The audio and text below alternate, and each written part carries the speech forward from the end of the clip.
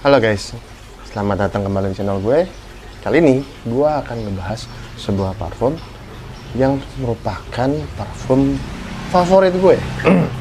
Kali ini kita akan ngebahas parfum keluaran dari Thierry Mugler, yaitu Pure Havane. Nah, ini Pure Havane.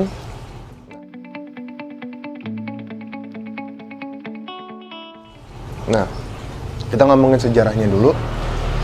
Pure Havane itu keluar pada tahun 2011, yaitu dengan peraciknya Jacques Vauclair. Sorry kalau penyebutannya gue salah. Nah, parfum ini merupakan adalah honey, tobacco, cherry bomb. Nah, 2011 parfum ini keluar dan booming banget.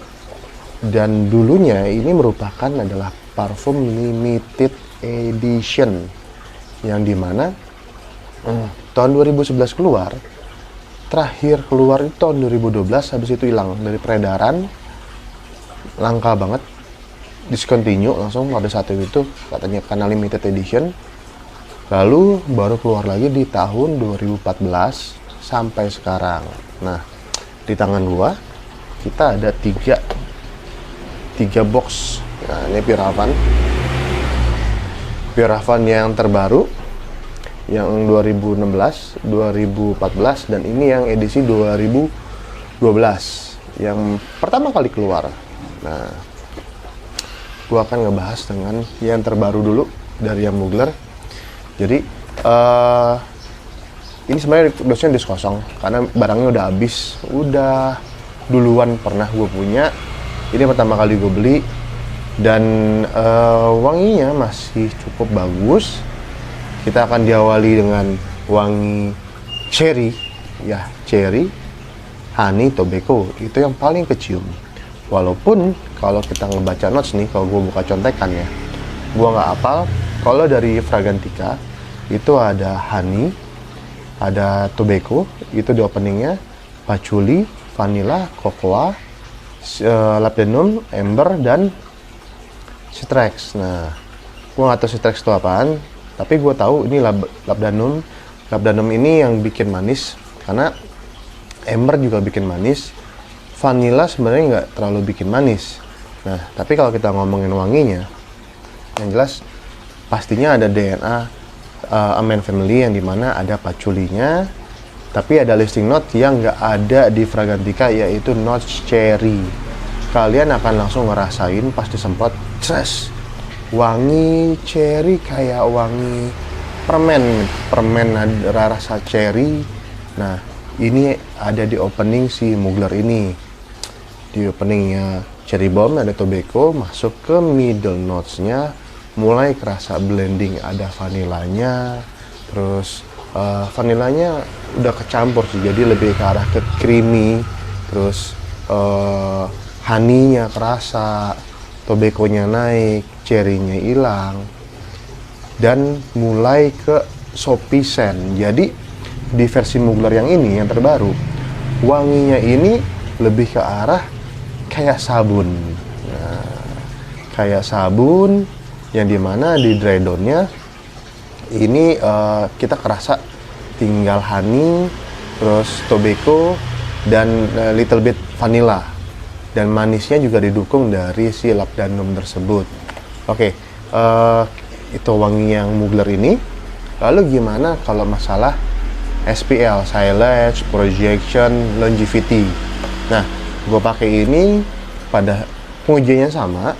Gue pakai di kantor dari jam 8 pagi sampai jam 5 sore, dan gue tidak keluar kantor, alias udaranya hanya indoor saja. Jadi akan berbeda kalau kalian pakai di semi outdoor atau full outdoor. Oke, kita ngomong pengujiannya seperti itu. Kita ngomong SPL-nya, silage-nya nggak bisa dibilang bagus, hanya bisa dibilang moderate. Centralnya ya lumayan ke bawah angin. Terus projectionnya yang jelas di setengah jam awal ini lumayan kencang. Ya kalau lu di bangku dua orang sebelah kiri lu, dari berapa, dua orang jarak bangku itu bisa lah kurang lebih 2 meteran lah kecium. Nah, longevity-nya ini yang agak mengkhawatirkan, yang dimana longevity-nya itu gue pakai jam 8 pagi indoor ya, hanya indoor only. Kurang lebih gue jam 1-an, jam 2 siang gue mesti respray karena sudah dry down banget dan sudah skin sand.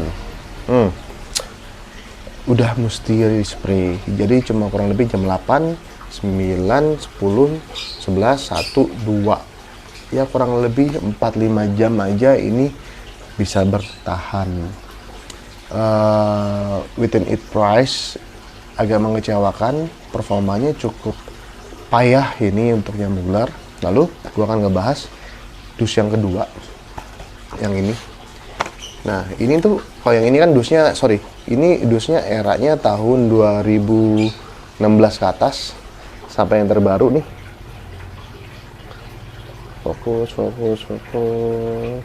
Fokusnya nggak dapat.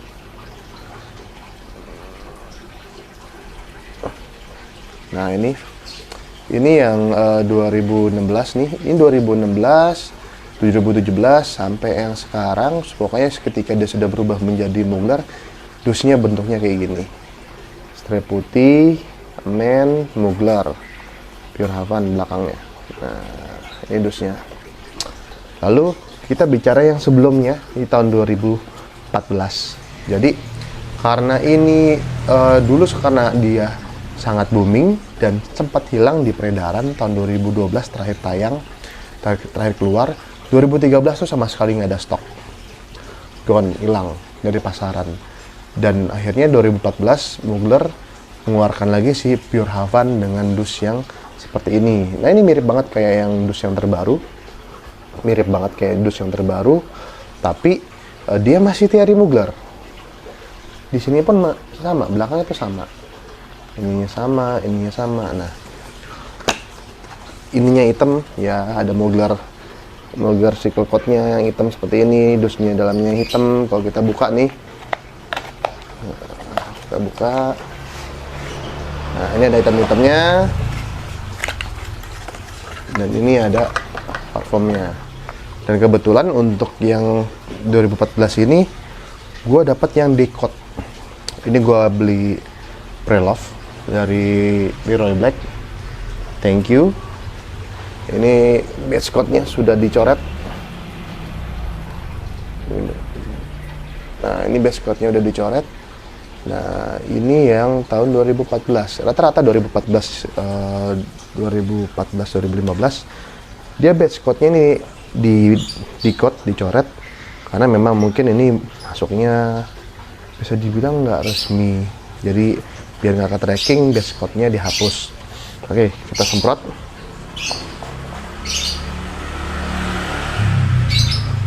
Nah, kalau yang ini, gue udah ini karena perpustakaan gue udah hafal banget sebenarnya. Ini sebenarnya openingnya mirip sama kayak yang terbaru, sama aja openingnya.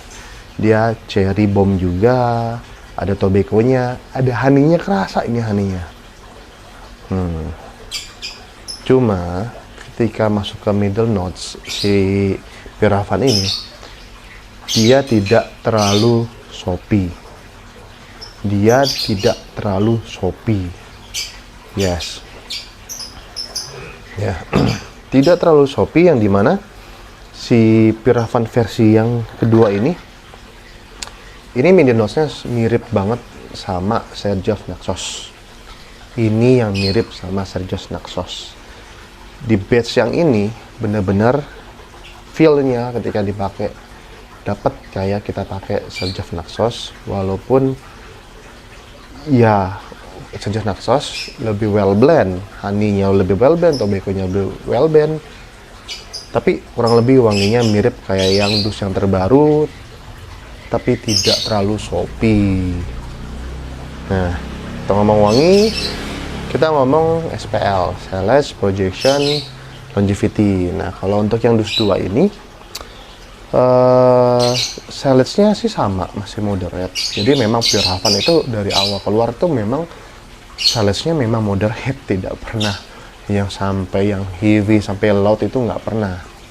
Projectionnya pun sama, masuk ke moderate. Jadi DNA-nya masih mirip di yang DOS 2 ini. Cuma yang ini kerasa lebih well blend aja dibanding yang terbaru. Lalu longevity-nya, nah ini yang bedain, dimana gue pakai jam 8 pagi indoor only sampai jam 5 sore ini masih kedetek banget. Gue semprotnya di baju dan di kulit, ya ini better banget secara performance. Dan ini masih possible banget kalau kalian cari, masih bisa dapat di pasaran, tapi mungkin harganya sedikit lebih mahal. Nah. Oke, sekarang gue akan ngebahas tentang si Pure Haven 2012. Nah, ini batch yang paling awal keluar. Nah, di sini masih dia reborn, masih amen, dari Mugler, dan belakangnya masih sama. Yang bikin beda adalah ketika kita buka, dia dosnya berwarna coklat. Nah, kalau yang 2014 itu dia hitam. Jatuh, sorry. Dia hitam. Nah, ini dia coklat. Dibuka pun dia coklat pembungkusnya. Ya, di sini ada Mugler Sickle. Ada Mugler Sickle. Ini coklat. Kalau yang 2014 dia hitam. Nah, sekarang gimana wanginya? Semprot. Nah, ini yang paling bikin beda dari versi terbaru maupun versi 2014. Dan ini yang banyak di review sama bule-bule, reviewer luar, yang dimana dibilang is too sweet. Yes, ini jauh lebih manis dibanding versi 2014, dibanding versi 2016. Ini jauh lebih manis. Ini benar-benar kayak lo ditonjok sama wangi cherry, dar gitu kan. Dan wangi cherrynya ini mirip kayak wangi cherry Black Forest, yang dimana nyami banget. Ini nyami banget wanginya. Nah, di openingnya yang lo akan kasih adalah benar-benar cherry yang poten, sedikit tobacco. Jadi tobacconya di sini tuh nggak terlalu kuat di openingnya. Masuk ke middle notes, lo akan mencium si honey-nya mulai naik, tobacco-nya mulai naik, dan kerasa wangi patchouli. Vanilanya pun sedikit kerasa. Vanila di sini membuat wanginya lebih sedikit creamy. Embernya gua nggak nyium ya, tapi yang jelas patchoulnya gua kecium. Dan di dry down lo akan mendapatkan wangi kayak amen original, yang dimana patchoulinya tuh mateng banget, patchoulinya kerasa kuat. Lalu kerasa vanilanya. Nah, ini vanilanya lebih kerasa, dan honey-nya mulai tipis banget, tobacco-nya kuat. Nah, di sini kelebihan dari si Pure Haven yang vintage, karena dia tidak soapy. Tidak terasa soapy sama sekali.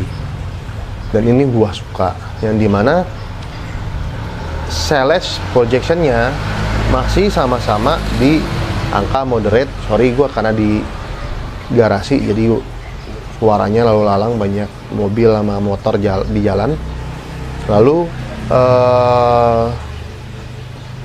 lu udah ngomongin XPL-nya, dimana Celeste-nya dia ini moderate, projection-nya masih moderate. Jadi dari awal lahir dia memang bukan parfum yang buas banget di Celeste dan di projection. Lalu masuk ke longevity. Nah, ini longevity-nya yang luar biasa. Gua pakai jam 8 pagi sampai jam 8 malam tuh masih kecium. Gua semprot di kulit dan di baju. Ini longevity-nya luar biasa. Dan ini gua dapetin pre-love dari teman gua namanya Jeffrey Handoko. Nah, thank you banget Om Jeff udah ngasih koleksinya ke gue, karena tanpa Om Jeff gue mungkin nggak bisa dapat nih si Mugler Pure Haven yang edisi vintage. Nah, sekarang kita perbandingan, yang mana sih yang mesti kita beli, yang mana sih yang mesti kita pakai. Dari ketiga jenis yang ini, ya, tiga jenis yang ini. Kalau yang ini kalian udah sangat sulit dapetinnya. Lalu kedua, kalau beli kayak di Amazon, kayak di eBay, belum tentu datangnya asli, belum tentu wanginya masih bagus, bisa juga udah turn. Nah, possible-nya adalah kalian cari yang dus yang masih yang ini. Dus yang ini nih masih bisa kalian dapetin di pasaran walaupun harganya sedikit lebih mahal. Kalau yang ini sekitar di 800 sampai 900, mungkin ini bisa di 900 sampai 1 juta kalian bisa dapat harganya. Ya, itu harga online ya, bukan offline. Dan kalau untuk yang ini, Mugler yang ini, sebenarnya kalau kita ngomong bahas longevity sih, ini menyedihkan sih ya, longevity-nya menyedihkan. Ini masih lebih better dibanding si Mugler ini. Tapi kalau kita ngomong ke Sen, sebenarnya ini sama yang dua ini tuh nggak bisa dibandingin. Yang versi 2014 sama versi 2015 ini nggak bisa dibandingin karena totally different, bener-bener beda. Yang dimana yang Mugler ini tuh sopi banget, dan karena dia sopi, lu bisa pakai panas-panasan. Jadi ini jauh lebih wearable. Kalau yang versi yang ini, wah yang ini jangan sekali-kali buat dipakai panas-panasan. Ini nggak cocok, sama sekali nggak cocok buat panas-panasan. Lebih ke arah sore, dingin, malam. Ini juga sebenarnya buat indoor office kurang cocok buat dipakai outdoor. Nah, kalau yang ini lu mau pakai indoor, mau pakai outdoor, lu mau pakai siang, mau pagi, mau malam, ini bisa kapan aja. Jadi dengan perubahannya si Mugler yang sekarang itu sebenarnya dia menanggapi permintaan customer, yang dimana si Pirafan ini dibikin lebih wearable, dipakai harian. Kalau kalian suka sama Sennya, walaupun longevity-nya agak menyedihkan, menurut gue masih tetap layak ditebas. Masih tetap layak ditebas karena wanginya ini enak. Dan satu lagi, tobacco scent itu wangi parfum yang tobacco itu susah banget dibikinnya, susah banget. Makanya Pirafan ini sendiri ini cuma ada dupe-nya beberapa aja, kayak Insurrection, Cuat, Rihanna ya, Rihanna itu dupe-nya Pirafan, tapi lebih miripnya ke Naxos, jadi tengah-tengah antara si Pirafan sama Naxos. Lalu yang kedua ada lagi dua fragrance Fortune, yang dimana walaupun ditulisnya itu inspirasi dari Naxos, tapi in the end dia di dry down-nya itu benar-benar kayak Pirafan yang terbaru, soapy, tobacco, honey, dan nggak ada cherry-nya. Di dua fragrance tidak ada cherry-nya. Dan soal SPL-nya, dua fragrance itu memang luar biasa, bagus banget. Tapi harganya nggak bagus, karena kalian 30 mili itu dapat di harga 1 jutaan, sedangkan ini 100 mili di harga 800 ribuan. Ya tentunya price kompetitif banget ya, harganya jauh banget ya gitu kan. Nah, itu sekian review dari gua, sekian perbandingannya. Kita udah bahas tuntas Pirafan dari yang terbaru sampai yang paling awal keluar. Sekian dari gua, thank you sudah nemenin gue. Oke, stay original, nah KW-KW, bye-bye.